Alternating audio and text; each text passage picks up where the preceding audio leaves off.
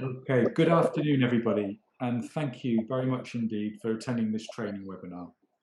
My name's Jonathan Ovenden, and I'm going to be leading today's training session, and it's focused on our iAchieve Key Stage 4 package. And hopefully by the time we've finished today, you'll have all the information you need to get up and running successfully with iAchieve in your school. But if there's anything that I don't cover and you're expecting me to, or anything I haven't covered in enough depth, there will be time for questions and answers at the end of the training session.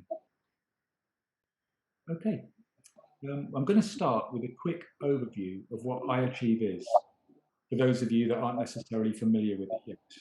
Perhaps it's been brought into your school and you've been asked to use it by somebody else, or perhaps it's been used in a different area of your school and now you're using it to support your subject area for the first time. Or perhaps you're taken over from somebody who's left and you haven't used it before. So whatever the context, I'm going to give you a quick overview so that you have some context around what we're talking about today. If you're already familiar with iAchieve, then apologies and thank you for your patience while we just go over the basics. So what is iAchieve then? Well, it's a comprehensive delivery solution that supports the successful implementation and successful delivery of vocational and technical qualifications. How it's used depends on your learners and the context. I'll tell you a bit more about that in a minute. But the purpose of iAchieve is to help you run a successful vocational program that leads to good outcomes for your learners. So how do we do this? We work very closely with the awarding organisations for the qualifications that we cover, and our programs are endorsed by those awarding organisations. All of our learning materials are matched directly to the qualification specifications, covering all of the learning outcomes and all of the assessment criteria for the courses. And therefore, they provide you with a really good framework for your delivery. So as a teacher, using the iAchieve framework to teach from, you'll know that you're covering everything within the specification. The online learning platform also provides an alternative or additional way for your students to engage with their qualification, as they can also have their own login details in learning space. So iAchieve really provides everything you need to successfully deliver your chosen vocational qualification. And it should really take away the difficulties sometimes associated with delivering vocational style courses, as everything you need is in one place.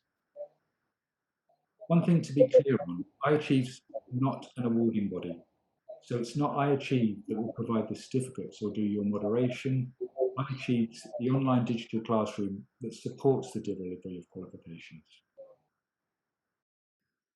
Let's have a look at the courses in a bit more detail. The courses that we've got available in the Key Stage 4 package are outlined on the screen.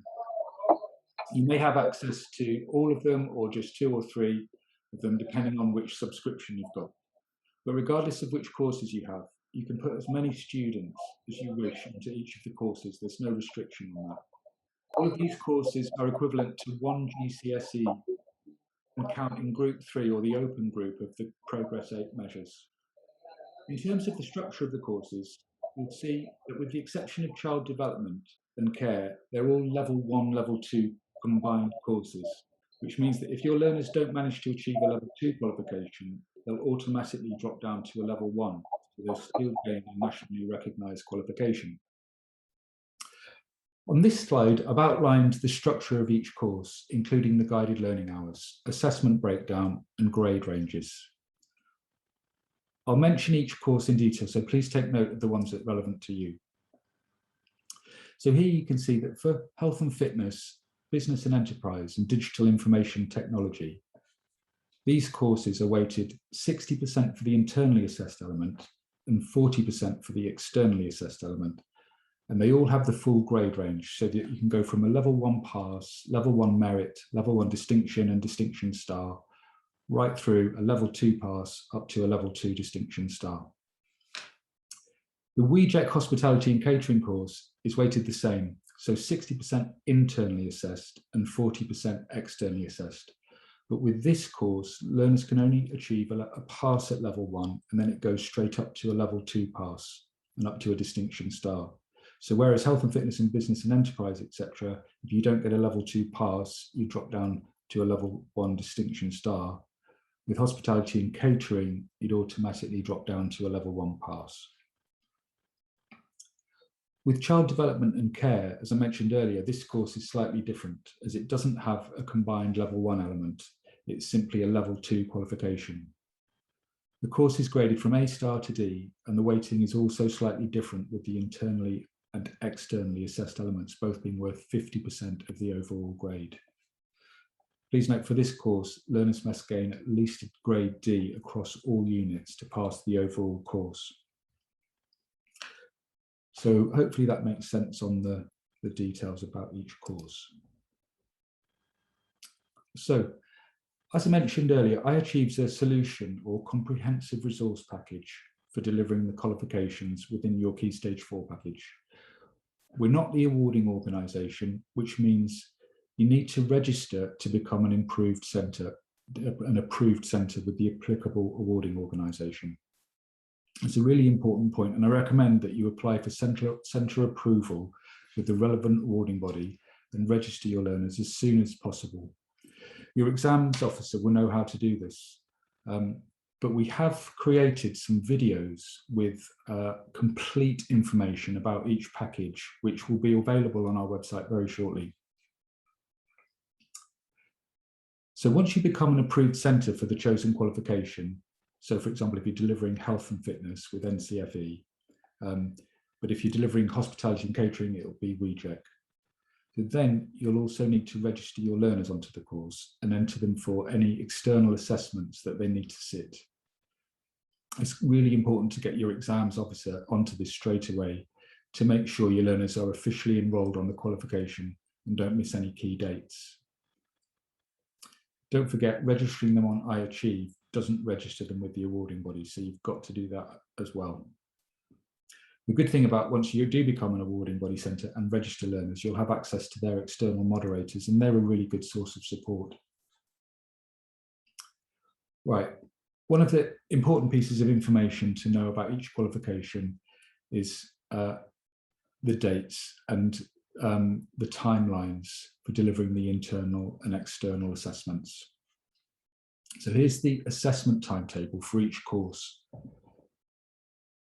The awarding bodies haven't necessarily published all of this information yet, so I'd encourage you to keep an eye on their website and timetables for when this information is published. The awarding body should also notify you this directly, as long as you've registered learners with them, of course. For all of the courses, learners are able to sit the exam twice, and it's the best grade that counts. And they're also allowed a second submission of their internal assessment as well. If it's year 10 learners that you're running your courses with, they might not sit any external assessments this year. You might decide you'd like to sit them all in the second year of their course. It's entirely up to you, and there is flexibility there. It will depend on what year group you're running the courses with. Obviously, though, if you've got year 11 students studying these courses, they'll need to be entered for an exam date this year. So the next thing we're going to do is have a look at the actual iAchieve platform and how you can get up and running.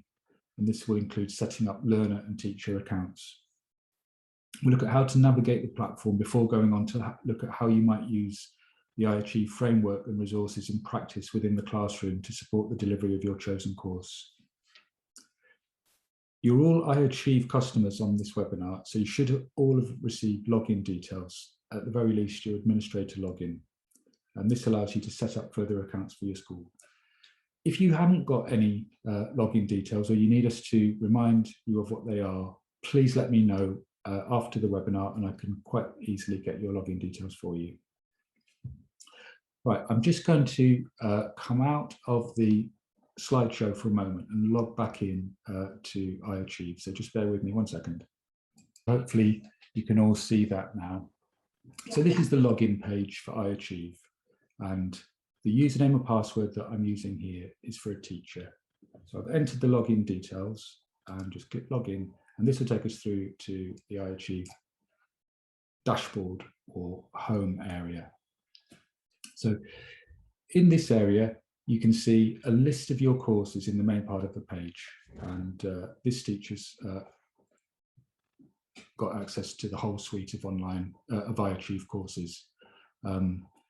These are the ones within our Key Stage 4 package, and you might well only have access to one or two of these, depending on which license your school has purchased.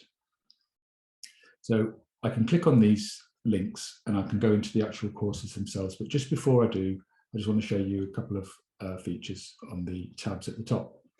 So if we click on the Learners tab, here we can create, we can view all of our learners, and we can edit their details by clicking on this pencil icon on the right hand side. We can delete learners, and this eye feature allows us to view the learner's journal, which is something we'll mention again later, but this is the notes effectively, or the learning log that the learner makes as they progress through the program. It's not part of the qualification, it's not part of the evidence, but it does store and record the learner's notes for them or for the teacher to view later, and it gives a good guide as to how they're progressing and whether they're properly engaging with the learning.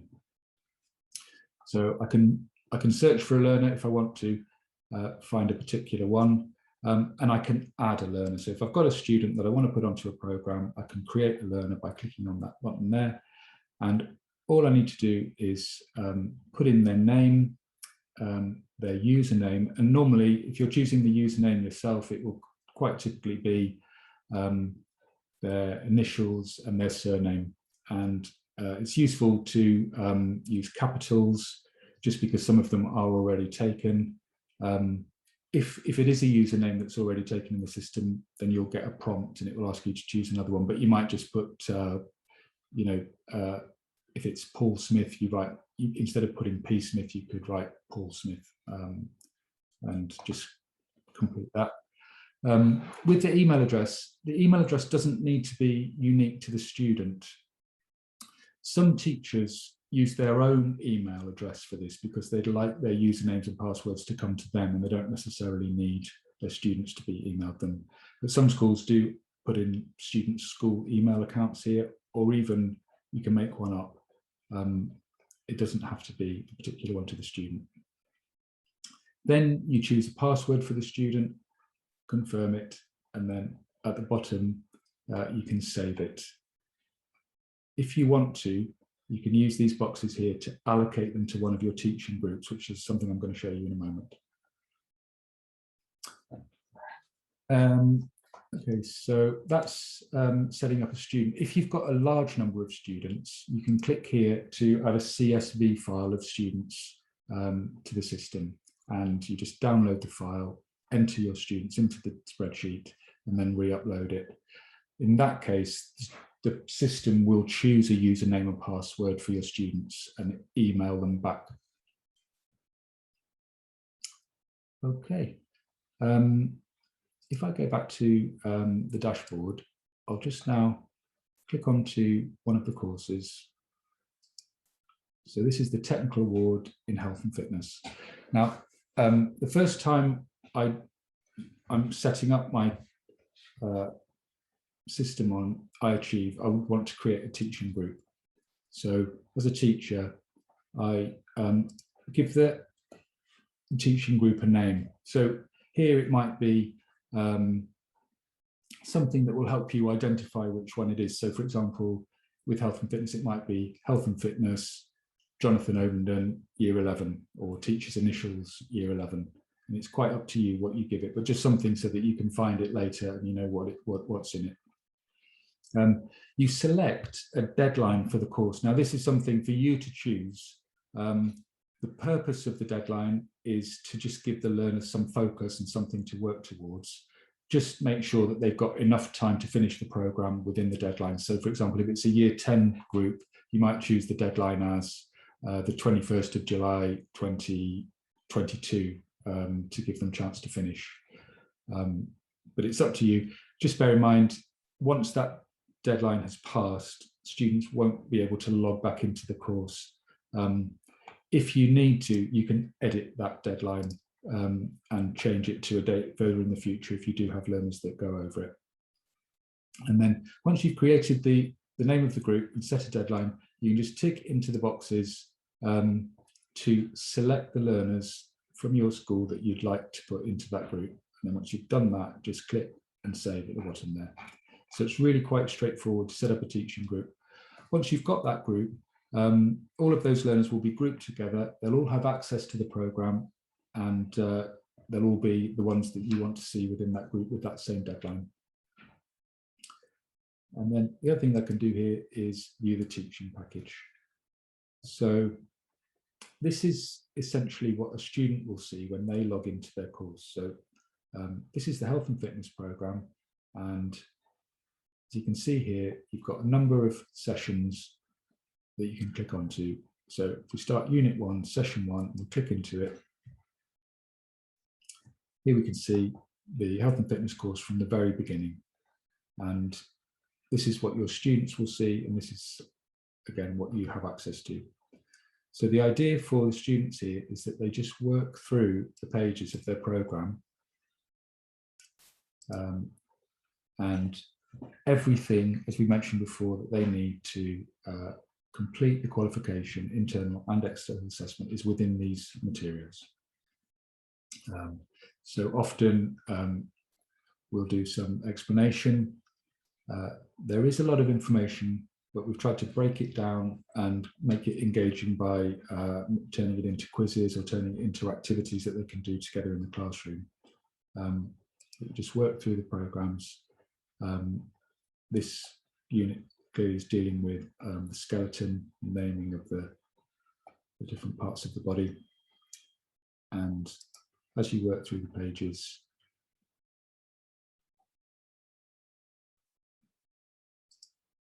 you'll see that there are tips on the structure of the examination, things that support the learning in a little more detail often appear in these boxes. There'll be activities, quizzes. These activities here, for example, think first.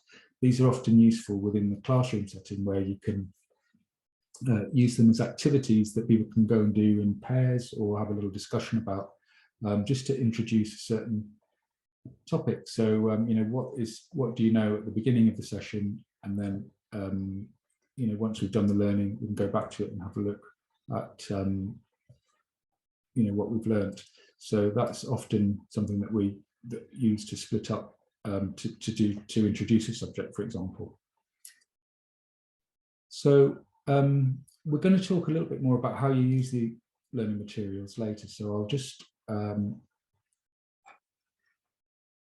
close that down for now. Sorry, I've got all kinds of tabs in the way of what I need to do.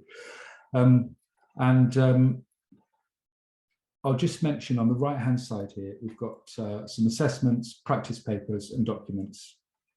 And these are useful resources for doing things like exam preparation. So some of them are, for example, practice mock exams, where you can really have a go at looking in detail at exam questions. They're broken down, you know, look at how you would go about modelling answers for them. But there are also, up in this supporting document section, some additional resources which might be of use. So in the first section, we've got how-to guides, frequently asked questions, things that we might have created just to sort of support schools in understanding the deadlines and timeframes, for example. In the lower section here, we've got, for different qualifications, some really interesting quizzes and worksheets and activities, for example. Often these have been created by teachers who have used them successfully with their own students and then shared them with iAchieve. So some of these are really useful. If you've covered a topic within a classroom, you can find a quiz which students can do immediately afterwards. You can set it as a task for the learners, and it can just reinforce the learning that they've just done. So hopefully that just gives you a quick overview of, as a teacher, how to log in, how to add a student, how to set up a teaching group, and how to get into the learning materials and use the resources that are there. But we will talk about, you know, how you might structure it in more detail in a moment. I'll just very briefly show you what it's like from an administrator's view within the school, just in case any of you are going to be performing that role. So the administrator side of the platform is slightly different. We've just got a few more tabs available. They can create teaching groups at the top here, add students. They've got all of the course materials that they can view here. And they've got an overview of what learners and teachers are coming. I think from looking at the attendees that most of the people here are more interested in the teaching side of it. So if anybody wants support with the admin side of it, please let me know afterwards, and I'll be very happy just to run you through what we have there. I just want to, having looked at the actual platform itself, and apologies that I've had to go through it at a little bit of speed there for time's sake, but now that we've had a look at the basic technical elements of the package and the qualifications, such as the structure and the assessment methods, and how to use the iAchieve platform, I'm going to cover some of the common scenarios for using iAchieve. So as you can see from this slide, there are 3 really common reasons that most of our customers use iAchieve, and it's likely that one of these is applying to you. Essentially, schools tend to use iAchieve because they're introducing a qualification for the first time. And this might be because you're switching from one exam board to another, or it might be because you're switching from a GCSE in a certain subject like PE onto a vocational option like health and fitness. Or it might be just simply be that you're new to the particular qualification. Whatever the reason, if you're delivering this qualification for the first time, iAchieve really can help you reduce your workload. It will take you step by step through the delivery of the course. As I mentioned, the videos that we've created, they will also really help you familiarize yourself with the specific structure of each of our programs. So they will be coming and will notify you very shortly.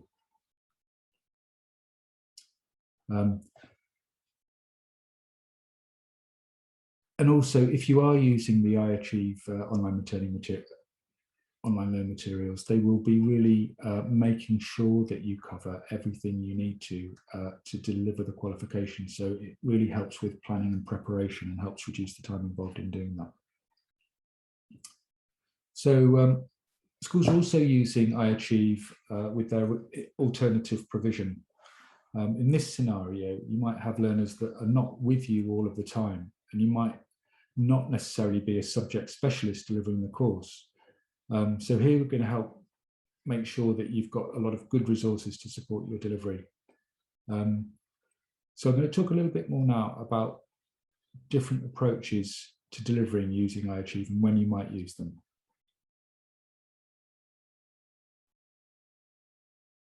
Okay. On this slide, I've got some of the different approaches you might take to using iAchieve for delivery. And it will largely depend on the cohort of learners you're using it with and the scenario that you're in.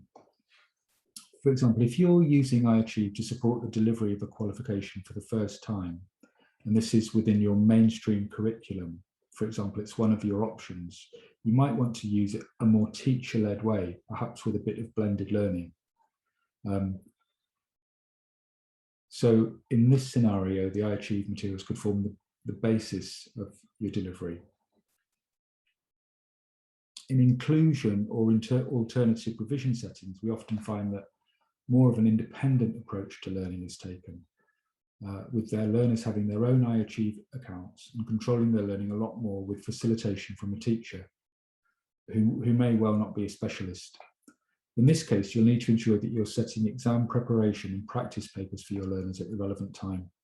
You might also potentially have students studying different courses, in which case you need to ensure you're extra organised and familiar with the assessment timetable for each course.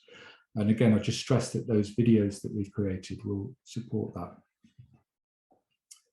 Blended learning approach is often taken when smaller cohorts are studying the qualification, perhaps because they've switched from a GCSE version of a subject to a vocational version, and they have a specific time on their timetable to complete the course. It's also used often to support a link between mainstream and inclusion. For example, if a learner is studying health and fitness, they might do all of their theory work within the alternative provision setting, but attend mainstream lessons for some of the practical elements. The key thing that we would really say is that iAchieve is designed to be flexible. So however you're planning to use it, we really hope that it helps you. We have a colleague, Maureen DeLonghi, who has been using iAchieve for many, many years now, and is really happy to share different types of approaches that she takes within the classroom to delivering according to what scenario or setting you have. So if anybody feels that they'd like to talk to Maureen a bit more about the actual classroom setting and how you might break things down, structure a lesson, please do let me know, because I'll be very happy to put you in touch with Maureen, and perhaps we can arrange a webinar for you, or some other kind of contact. iAchieve is a delivery solution to support and enhance the delivery of your chosen courses.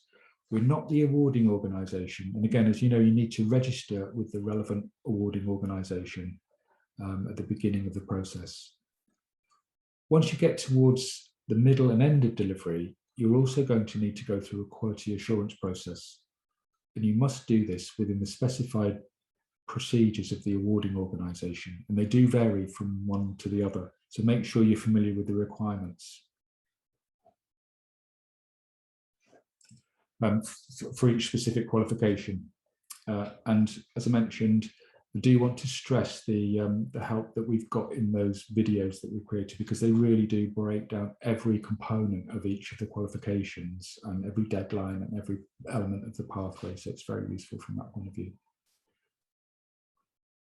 So whichever qualification you're delivering, there will be at least one internal assessment, and the internal assessment will differ in nature per course, but the general process around them are similar. So you need to mark the internally assessed elements. Usually the person delivering the course will be the person that marks the internal assessments. And then you'll need to ensure that they're moderated or internally quality assured. And this is the process of marking essentially when another member of the team marks the work and checks that they agree with the marks that have been given. Once this is done, then you'll get the work externally quality assured by the awarding body. The way each one of them does it is slightly different, but you'll likely have a face-to-face visit when your moderator will come and look at the samples of the work in person, or you might be asked to submit samples of the work to the awarding organisation via email or post or online. If the external quality assurer or moderator disagrees with your marking, you'll always be given action points and asked to remark, so you do get an opportunity to have another go. Again, it does differ from awarding body to awarding body, so your moderator will be really good at keeping you up to date with what they are requiring. But once the units have been signed off by the awarding organisation and the students have done the exams, then you can claim the learner certificates. And again, that will be a process which the exams office will do with you. So if nobody's got any particular questions, then we'll wrap it up there. Thank you very much indeed for joining the webinar today. Don't think that the process has finished now. We'll be running regular events where we'll cover a variety of different topics, and you'll be welcome onto those. But please do get in touch if you want support with any aspects of what you're doing with iAchieve.